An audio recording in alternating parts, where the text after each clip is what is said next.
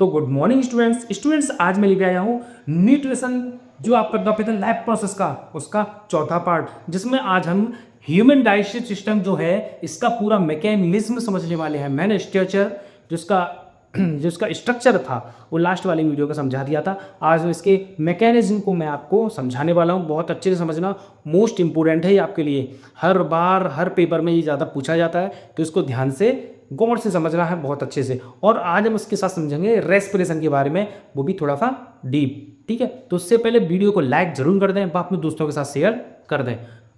जो वीडियो है ऐसे ही आती रहेंगी चैनल पे, तो चैनल को भी सब्सक्राइब कर लें। अपने दोस्तों से कहें चैनल को सब्सक्राइब कर लें। यहाँ पर आपको ये फ्री क्लासेस मिल रही हैं। मैं आगे मैं गारंटी देता हूँ, मैं आपको काफ़ी पेपर सॉल्व कराने वाला हूँ। और फ्री स्टडी मटेरियल भी आपको टेलीग्राम चैनल पे इजीली मिल जाएगा। चाहे कुछ भी हो, जो कोशिश होगी मैं करवाऊँगा आपको। जो पेड बुक्स है ना वो भी।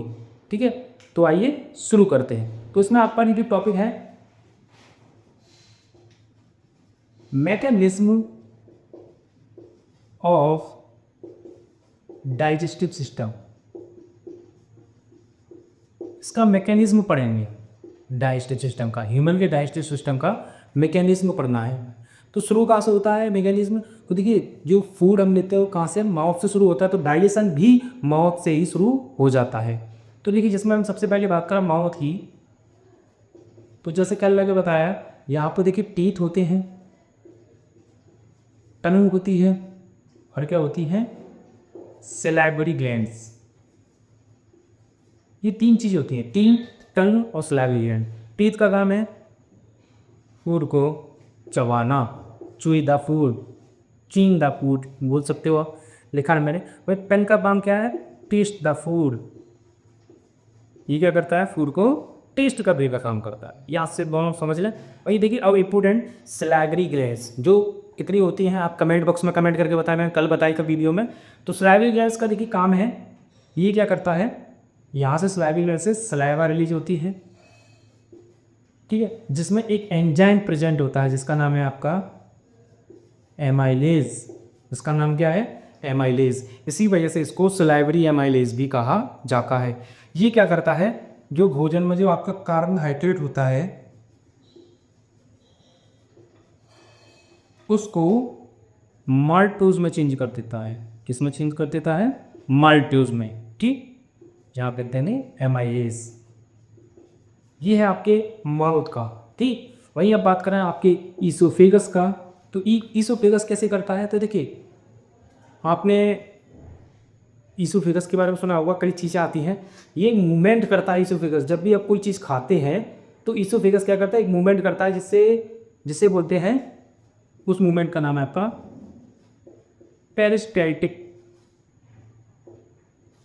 Peristaltic movement. ये मूवमेंट देखिए किस प्रकार का है, जैसे आप कोई चीज़ है, जैसे ये पाउच आते थे, या आपको चॉकलेट भरे हुए पाउच आते थे, उनमें कोई चीज़ होती है निचोड़ के निकालना। तो ये फूड पाइप भी क्या करता है, ऐसे निचोड़ते हुए भोजन को, जैसे आप खाते हैं कि फूड को ढकेलते हुए ऐसे नीचे ले जाता है और स्टोमक में जाके रिलीज कर देता है। इसी वजह से अगर हम उल्टा लटक के भी खाना खाएं तो बाहर नहीं आएगा, वो कहाँ जाएगा, सीधा स्टोमक में। ठीक है, तो एक मूवमेंट करता है जिसका नाम है पेरिस्टाल्टिक मूवमेंट। ठीक है, याद रखना, इसका ये वर्क है, पेरिस्टाल्टिक मूवमेंट करता है, जिससे जो फूड है वो कहाँ जाता है, सीधा स्टमक में। यही काम है इसका। वहीं जो अब तीसरा है आपका इंपोर्टेंट, वो है आपका स्टमक। आपका फूड यहाँ पहुँच गया, और स्टमक में क्या होता है, तो देखिए स्टमक की बात करें, बहुत इंपॉर्टेंट पार्ट है स्टमक में। यहाँ का ग्लैंड प्रेजेंट होती है। तो देखिए स्टमक की बात करें, जो आपको कल मैंने बताया था जे शेप का होता है। यहाँ पर प्रेजेंट होती है आपकी गैस्ट्रिक ग्लैंड। यहाँ पर क्या प्रेजेंट होती हैं, गैस्ट्रिक ग्लैंड्स, जो क्या करती हैं, गैस्ट्रिक जूस को रिलीज करती हैं। जो किसको रिलीज करती हैं, गैस्ट्रिक जूस को। ठीक, अब गैस्ट्रिक जूस में तीन चीज़ होती हैं, ये भी क्वेश्चन आपसे पूछा जाता है। गैस्ट्रिक जूस में कितनी चीज़ होती है, तीन।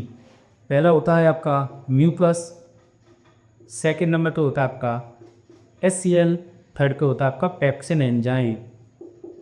ये तीन चीज़ होती है, म्यूकस, HCl और पेप्सिन एंजाइम। भाई ये म्यूकस का काम क्या है, ये क्या करता है कि सबसे पहले जैसे ही आपका फूड पहुंचता है तो म्यूकस क्या होता है, रिलीज हो जाता है, और यहाँ पे एक लेयर बना लेता है स्टमक में। स्टमक में क्या कर लेता है, एक लेयर बना लेता है। ठीक है, एक मोटी लेयर बना लेगा, जिससे जब HCl रिलीज होके आता है तो वो इनको इस स्टोमक को जलाता नहीं है, जिसकी सेफ्टी के लिए होता है। बात समझ में? म्यूकस का काम क्या है? म्यूकस रिलीज होके HCl से आपके स्टोमक को बचाता है। भाई HCl क्या करता है? HCl देखिए, जो भी आपका फूड आया है उसको एसिडिक कर देता है, उसका मीडियल चेंज कर देता है। उसको कैसे कर देता है? एसिड इक्विलिब्रियम में कर देता है। क्यों कर देता है? जिससे ये आपका पेप्सिन एंजाइम है ये वर्क कर सके। बात समझना, एसिडिक मीडियम कर देता है जिससे पेप्सिन एंजाइम उसको वर्क कर सकता है। वहीं एक और काम है HCl का, उसमें अगर कोई भी हार्मफुल वायरस बैक्टीरिया है तो उसको वहीं वो डेड कर देगा। कोई भी माइक्रो ऑर्गेनिज्म है उसको वो क्या कर देता है? डेड कर देता है माइक्रो ऑर्गेनिज्म। ये चीज़ याद, ठीक है। वहीं अब बचा क्या? पेप्सिन। तो देखिए जो प्रोटीन होती है, प्रोटीन का डाइजेशन स्टमक से शुरू होता है, ये चीज़ याद रखना। तो पेप्सिन जो है, पेप्सिन क्या करता है? प्रोटीन को, पेप्सिन क्या करता है? प्रोटीन को पेप्टोन में बदल देता है, या हम सीधे बात कहें तो ये प्रोटीन को डाइजेस्ट कर देता है। ठीक, पेप्सिन क्या करता है? प्रोटीन को पेप्टोन में चेंज कर देता है। पेप्टोन, यहाँ पे प्रोटीन का डाइजेशन शुरू हो जाता है। ये था आपका स्टमक का। यहाँ पे गैस्ट्रिक ग्लैंड और गैस्ट्रिक जूस आती है, गैस्ट्रिक ग्लैंड होती है, गैस्ट्रिक जूस को रिलीज करती है। ये था, समझिए। वही अब मैं बात करूँ आपकी इससे आने वाले पार्ट्स की, तो देखिए आपके आने वाला पार्ट है आपका स्मॉल इंटेस्टाइन। अब फूड का पहुँचा स्मॉल इंटेस्टाइन में, ये जो पार्ट है स्मॉल इंटेस्टाइन का। तो देखिए स्टमक के भाग जो फूड पहुँचता है वो पहुँचता है कहाँ? स्मॉल इंटेस्टाइन के अपर पार्ट में, जिसको बोलते हैं ड्यूडेनियम। क्या बोलते हैं? ड्यूडेनियम। इस पार्ट में लिवर से भी सीक्रेशन आता है, वह कहाँ से सीक्रेशन आता है? आपका पैनक्रियाज से भी सीक्रेशन आता है। याद रखना, लिवर से भी सीक्रेशन और पैनक्रियाज से भी सीक्रेशन आता है। तो इसमें सबसे पहले हम बात करेंगे किसकी? लिवर की। ठीक है, अब लिवर का काम क्या है डाइजेशन में? तो देखिए लिवर का बहुत इंपॉर्टेंट रोल है। लिवर से रिलीज होता है आपका बाइल जूस। लिवर से क्या रिलीज होता है? Bile juice. ठीक, बाइल जूस ये क्या करता है? जो हमारी बॉडी में हम जो भी फैट खाते हैं उसका एमल्सिफिकेशन करता है। फैट्स का एमल्सिफिकेशन, ये चीज़ याद रखना, एमल्सिफिकेशन कर देता है लिकाइड को। एमल्सिफिकेशन क्या है मैं समझा रहा हूँ। देखिए एमल्सिफिकेशन से क्या होता है? फैट आसानी से डाइजेस्ट हो जाता है। एमल्सिफिकेशन से क्या होता है? फैट आसानी से डाइजेस्ट आने जाके हो जाता है। इसके पैनक्रियाज की जो एंजाइम है वो अच्छे से वर्क कर पाते हैं, याद रखना। और देखिए इसका एक काम वो है, ये दूसरा ये इसका एक काम है।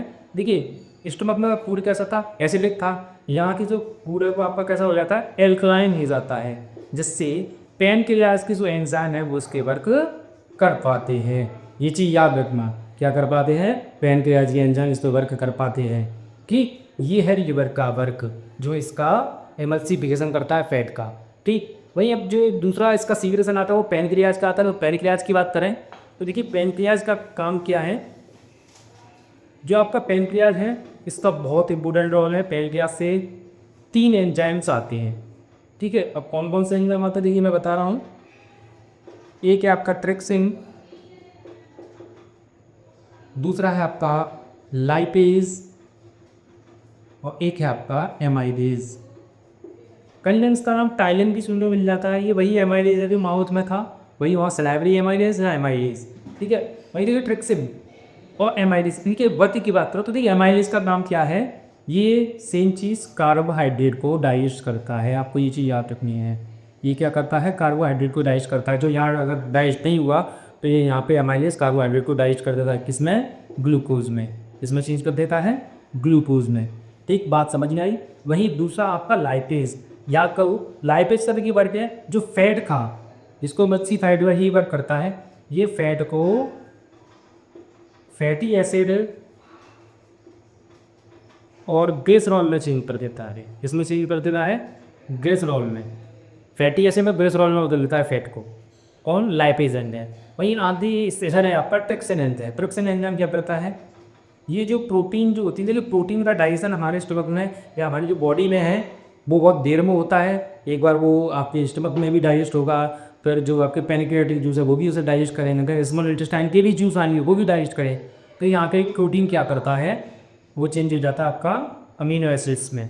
किस में चेंज हो जाता है? आपका अमीनो एसिड्स में। जो भी डाइजेस्ट नहीं हुआ प्रोटीन वो अमीनो एसिड में बदल जाता है। ठीक, ये था पैनक्रियाज का। अब फूड हम बात करेंगे इसकी स्मॉल इंटेस्टाइन है।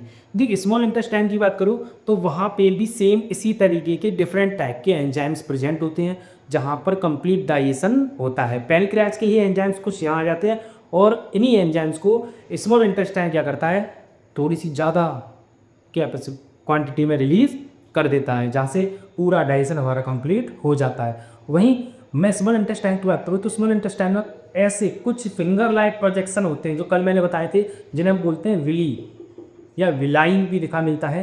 ये जो स्ट्रक्चर होते हैं ये क्या करते हैं, जो भी न्यूट्रिशन हमारे फूड में होगा, जो भी न्यूट्रिशन हमारे फूड में होगा, ये कनेक्ट होता है डायरेक्ट ब्लड वेसल से। किससे कनेक्ट होता है? डायरेक्ट ब्लड वेसल से हमारी बॉडी की। तो न्यूट्रिशन को डायरेक्ट ब्लड में मिक्स कर देते हैं विलाई। ठीक है, मिलियंस ऑफ भी प्रेजेंट होते हैं स्मॉल इंटेस्टाइन में जो डायरेक्ट फूड को एब्जॉर्ब कर लेते हैं। इसके बाद जब फूड पहुंचता है कहाँ पे? आपका लार्ज इंटेस्टाइन में। लार्ज इंटेस्टाइन में भी देखिए मिलियंस ऑफ बिली प्रेजेंट हैं। यहाँ पे भी सेम ऐसा स्ट्रक्चर होता है लार्ज इंटेस्टाइन में। यहाँ पे क्या होता है, जो उसमें जो अनडाइजेस्टेड फूड है और जो उसमें जो वाटर होल्ड है उस वाटर को क्या करते हैं, निकाल लेते हैं अपना। लार्ज इंटेस्टाइन का सिंपल सा वर्क है। वहीं देखिए क्या करता है, वो पूरा वाटर उसमें से निकाल लेता है, वो अनडाइजेस्टेड फूड को आपका रेक्टम के पास भेज देता है। बात समझना ही बहुत ही सिंपल था आपका इसका। वहीं अगर कोई एक और चीज़ मैं बता रहा हूँ, देखिए हर्बीवोरस आपने सुना हुआ है, हर्बीवोरस यानी गाय भैंस बकरी, इनकी जो स्मॉल इंटेस्टाइन है वो थोड़ी ज़्यादा लार्ज होती है। क्यों?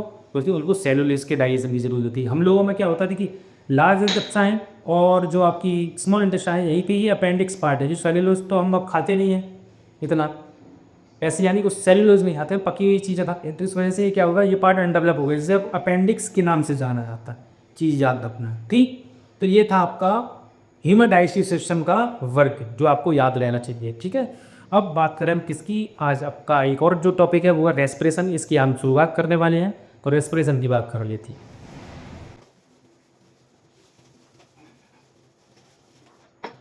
तो देखिए बात करें इसकी रेस्पिरेशन की, क्या होता है रेस्पिरेशन। सबसे पहले तो देखिए अभी तक आप सबको पता होगा, सब ये समझते होंगे रेस्पिरेशन क्या है, सांस लेना छोड़ना, सांस लेना और छोड़ना। ये नहीं होता रेस्पिरेशन। एक्चुअल में रेस्पिरेशन होता है ऑक्सीडेशन ऑफ फूड। एक्चुअल में क्या होता है, ऑक्सीडेशन ऑफ फूड। ये प्रोसेस क्या कहलाता है, यानी फूड का ऑक्सीडेशन होना क्या कहलाता है, आपका रेस्पिरेशन।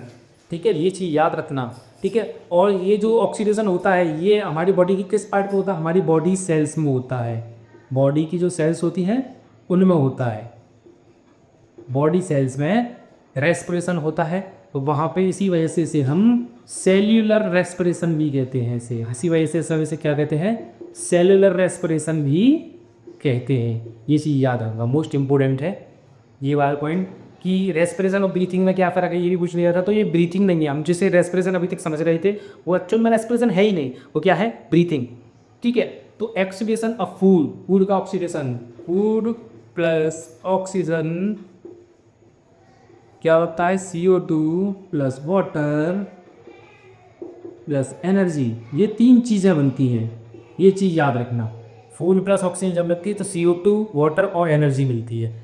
ठीक है, हमारी बॉडी में जब फूड जाता है ऑक्सीजन जाता है, दोनों जब आपस में मिलते हैं तो कार्बन डाइऑक्साइड बाहर आती है, वाटर भी होता है और एनर्जी बनती है।